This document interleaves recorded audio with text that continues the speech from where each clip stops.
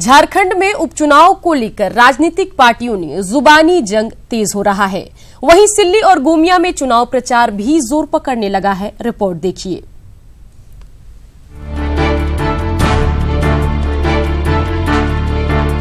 झारखंड में 2 सीटों पर हो रहे उपचुनाव को लेकर चुनाव प्रचार जोर पकड़ने लगा है।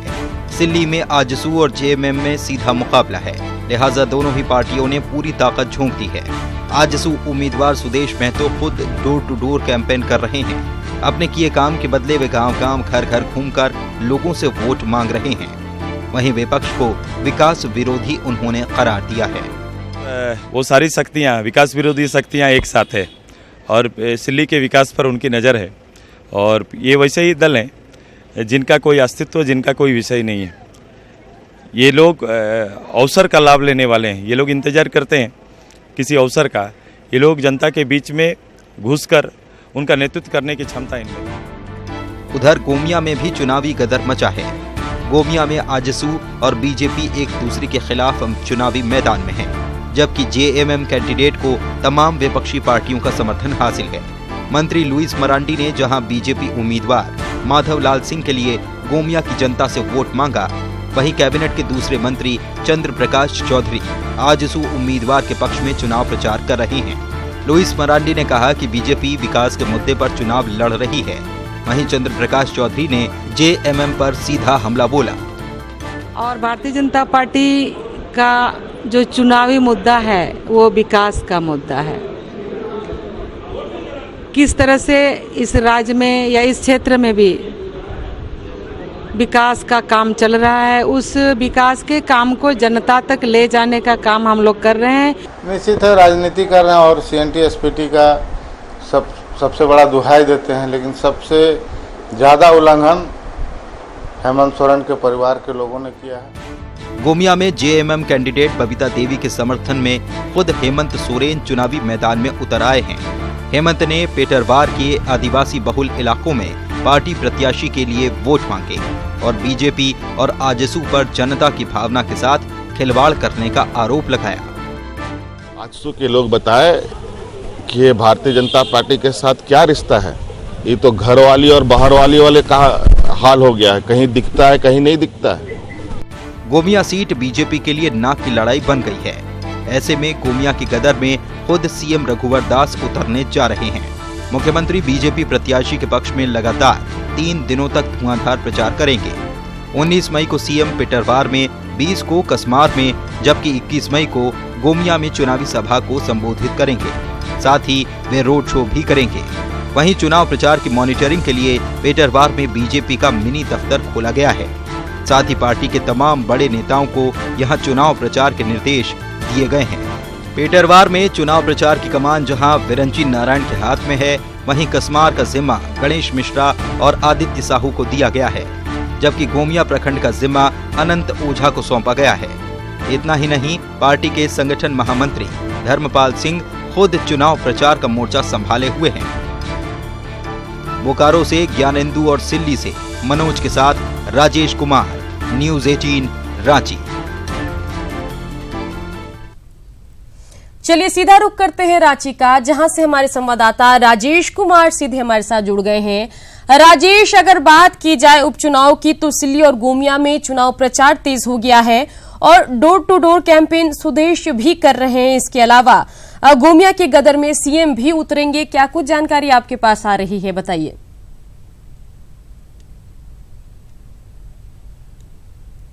देखिए, ये उपचुनाव है, ये काफी प्रतिष्ठा वाला उपचुनाव है, क्योंकि भाजपा जहां गोमिया में चुनाव लड़ रही है वहां पर अपने प्रत्याशी को उतारी है। पिछले बार जो प्रत्याशी थे माधव लाल सिंह, उन्हीं पर दांव खेला है। जाहिर तौर पर जो सत्ता पक्ष है उनके लिए एक बड़ी चुनौती है और प्रतिष्ठा का विषय भी है। इसलिए मुख्यमंत्री 19, 20, 21 को विधानसभा क्षेत्र में चुनाव प्रचार करेंगे। सघन चुनाव प्रचार का कार्यक्रम है। इसके अलावा पार्टी के कई आला नेता जो प्रदेश स्तर के हैं वो वहां लगे हुए हैं और हर दिन वहां पर चुनाव प्रचार हो रहा है। संगठन महामंत्री धर्मपाल सिंह पूरी चीज़ों की मॉनिटरिंग कर रहे हैं। जहां तक सिल्ली की बात है, सिल्ली में आजसू के सुप्रीमो सुदेश महतो चुनाव लड़ रहे हैं। उनकी पूरी राजनीतिक विरासत कहे, जो भविष्य है, सारा कुछ दांव पर लगा हुआ है। अब वहां पर क्या रिजल्ट होता है यह तो 31 तारीख को पता चलेगा, लेकिन सुदेश महतो पूरी जोर शोर से वहां पर लगे हुए हैं और कोशिश कर रहे हैं कि जो उनकी ये खोई हुई सीट थी, जिसे अमित महतो झारखंड मुक्ति मोर्चा के 2014 के चुनाव में झपट लिया था, उसे वापस ले।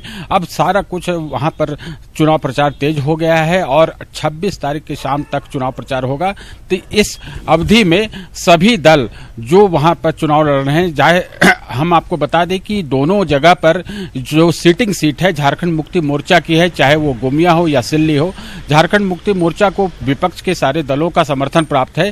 धीरे धीरे सभी दोनों जगहों पर लोगों का आना जाना, प्रमुख नेताओं का आना जाना शुरू हो गया है और रोचक स्थिति में ये उपचुनाव पहुंच गया है। अब देखना होगा कि किस प्रकार से लोग, जो पार्टी के नेता है, चाहे वो भाजपा हो, आजसू हो या जेएमएम हो, अपने मतदाताओं को किस प्रकार से रिझा पाते हैं और वोट खींच पाते हैं। सुकन्या जी, राजेश, तमाम जानकारी के लिए आपका शुक्रिया।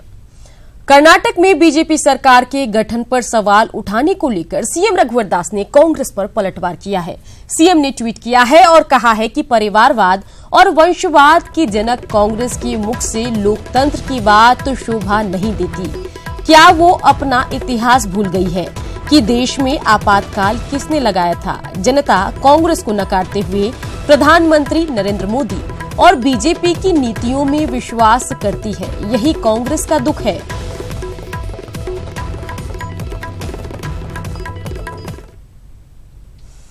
पारा शिक्षकों की मांगों पर विचार करने के लिए झारखंड सरकार ने 8 सदस्यीय विशेष कमेटी गठित कर दी है।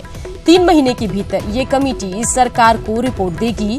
ये कमेटी बिहार, छत्तीसगढ़ और ओडिशा का दौरा कर वहां की व्यवस्था की जानकारी लेगी।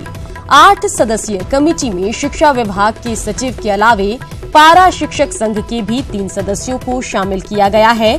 आपको बता दें कि पारा शिक्षकों के उग्र आंदोलन को देखते हुए अप्रैल में सरकार ने उनकी मांगों पर विचार करने के लिए कमेटी बनाने का ऐलान किया था।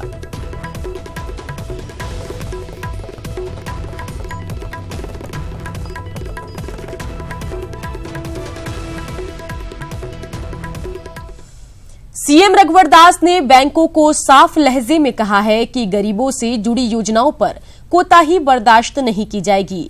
बैंकों के अधिकारियों के साथ बैठक में सीएम ने कहा कि राशि जमा होने के बावजूद लाभुकों को पैसा नहीं मिल रहा है, जिसके कारण प्रधानमंत्री आवास योजना के तहत आवास निर्माण का कार्य धीमी गति से चल रहा है।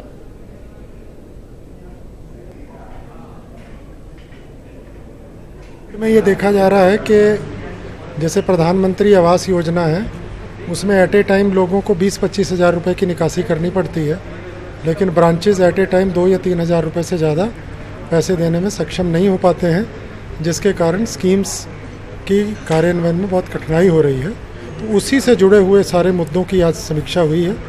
माननीय मुख्यमंत्री द्वारा निर्देश दिए गए हैं। गोड्डा में दबंगों ने करीब 300 आम के पेड़ों को काट दिया, जिससे इलाके में तनाव है।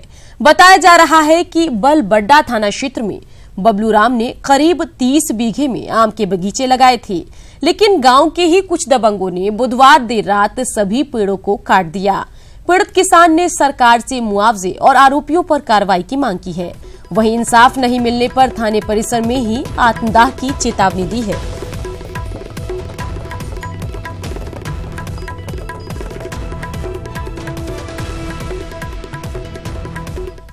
बोकारो में पुलिस का बेरहम चेहरा सामने आया है। पुलिस ने फूलचंद महतो नामक एक शख्स की जमकर पिटाई कर दी, वो भी सिर्फ इसलिए क्योंकि फूलचंद ने एक बच्चे को गाली गलौज कर रहे पुलिसकर्मियों का विरोध किया था। दरअसल 15 मई को कसमार पुलिस ने अवैध शराब के कारोबार के खिलाफ छापेमारी की थी, लेकिन इस दौरान एक बच्चे द्वारा अपने पिता के बारे में ठीक से नहीं बता पाने पर पुलिस अधिकारी मनोज झा ने गाली गलौज शुरू कर दी, जिसका फूलचंद ने विरोध किया था। मारा और उन्होंने मार के बोलने लगा हमको कि साला तुम कहीं बोलेगा ना कि हमको पुलिस ने मारा है, दोबारा लाके फिर ठोकेगा साला। तुम कहीं नहीं बोलना, तब हम छोड़ेंगे तो नहीं छोड़ेंगे। फिर हम बोलेंगे नहीं सर हम नहीं बोलेंगे, हम अपने से कहीं इलाज कर लेंगे सर। पुलिस ने तो जैसा इसका शरीर पूरे देखने से ऐसा लगता है और जिस तरह का जानकारी हम लोगों को हुई, ऐसा लगता है कि पुलिस ने बेरहमी से इसको मारपीट किया है। हम शरीर का हर एक कपड़ा को हम लोग खोल के देखें और देखने से ऐसा लगा कि पूरे जहाँ जहाँ मारपीट हुई है काला हो गया है और इतना बेरहमी से मारा है कि इसका हाथ भी फूल गया है, सब जगह फूला हुआ है। दागी देखने से लगेगा, कोई भी व्यक्ति देखेगा तो उसका हमको लगता है कि वो माने इतना उसके नाम पर दया तुरंत आ जाएगा। सऊदी अरब गए सरायकेला के 1 लाख जिंदगी बदतर हो गई है। 2010 में 1 लाख सऊदी अरब गया था, जहां वो दल्ला कंपनी में काम करता था। लेकिन 2012 में उसकी गाड़ी के धक्के से एक राहगीर की मौत हो गई, जिसके लिए उसे जेल जाना पड़ा। लेकिन मृतक के परिजनों ने 1 लाख को माफ कर दिया। ऐसे में सऊदी के कानून के मुताबिक वो जेल से आजाद तो हो गया, लेकिन कंपनी वालों ने उसका पासपोर्ट जब्त कर लिया है, जिसके कारण वो वापस भारत नहीं लौट पा रहा है। इस बीच 1 लाख ने अपने घर वालों के मोबाइल पर एक वीडियो भेजा है, जिसमें वो बदहवास नजर आ रहा है। ऐसे में परिजनों ने झारखंड सरकार और विदेश मंत्रालय से 1 लाख को वापस भारत लाने की गुहार लगाई है। मेरा लड़का 3 साल के लिए गया होता सऊदी अरब, वहाँ दल्ला कंपनी में मेरा बेटा गया था नौकरी करने के लिए। वहाँ मेरा बच्चा को जो ट्रैफिक है मेरा बच्चा को फंसा दिया है, मेरा बच्चा को आने नहीं दिया। वहाँ का कंपनी एक पासपोर्ट रख लिया, वो कामा रख लिया। मेरा बच्चा 2 साल काम किया, 8 साल हो गया, मेरा बच्चा को आने नहीं दे रहा। वहाँ का सेठ लोग, कंपनी का आदमी लोग, मेरा बच्चा घर आने चल रहा है। मेरा बच्चा का माइंड खराब हो गया, 8 साल से माँ बाप से बात नहीं कर रहा। मेरा बच्चा दिमागी हालात, मेरा बच्चा खराब हो रहा है। मेरा एक लड़का है, हम लोग बहुत बेचैन हैं, मेरा कोई सहारा नहीं, हम लोग बहुत गरीब आदमी हैं। यहाँ का सरकार से निवेदन है कि मेरा बच्चा को जल्दी से जल्दी, मेरा बच्चा को विदेश मंत्री से निवेदन है कि मेरा बच्चा। लातेहार के बालूमाथ से बुकरू स्टेशन तक रेल इंजन का सफल ट्रायल हुआ। बुकरू गांव के लोगों के लिए ये वक्त यादगार बन गया। इंजन के पहुंचते ही लोग खुशी से झूम उठे। इस मौके पर रेलवे के कई पदाधिकारी मौजूद रहे। प्रोजेक्ट पूरा होते ही बालूमाथ शिवपुरी से जुड़ जाएगा। परियोजना का शिवपुर तक काम पूरा होते ही ट्रेन टोरी से बालूमाथ होते हुए शिवपुर तक जाने लगेगी।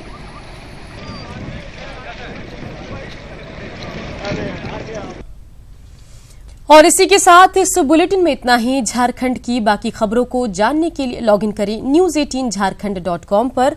और आगे एक छोटा सा ब्रेक के बाद लौटेंगे बिहार की तमाम खबरों के साथ। सुप्रभात बिहार में।